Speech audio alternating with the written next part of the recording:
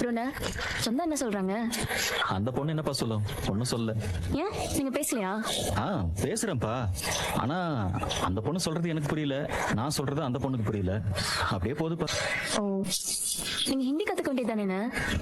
நம்ம கிட்ட வேலை பாக்குறவங்கல பாதிக்கு மேல ஹிந்திக்கார பசங்க தான். அவங்க கிட்ட பேசி பேசி ஒரு 4-5 வார்த்தை கத்து வச்சிருக்கேன், அவ்வளவுதான். அதுக்கு மேல ஹிந்தி நம்ம வாயிலே வர மாட்டேங்குதுப்பா.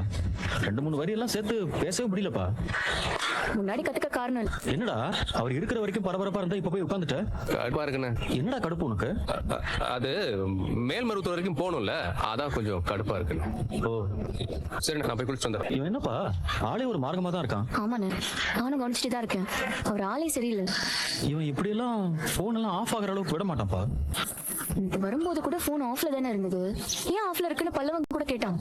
அதுக்கும் இப்ப சொன்ன மாதிரியே போன்ல சார்ஜ் இல்லைன்னு சொன்னாரு. ஆனா போன் எடுத்து பல்லவன் பாத்திருக்கான்.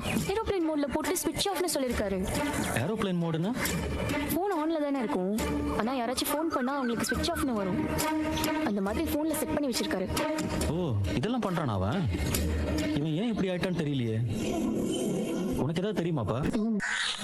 சமையல் வேலை அப்படியே இருக்கு. நீ போன் எடுத்து பார்ப்பா, யாருன்னு நான் போய் பார்த்து வந்துடுறேன். பிடிச்சிருக்கு, அதனாலதான் லவ் பண்றேன்னு சொல்லி உங்ககிட்ட பேசினேன். உங்களுக்காக சப்போர்ட் பண்ணாங்க. அவங்க கிட்ட உங்களை பத்தி எல்லாத்தையும் சொன்னேன். ஆனா நீங்க என்கிட்ட பேசவே மாட்டேங்கிறீங்க.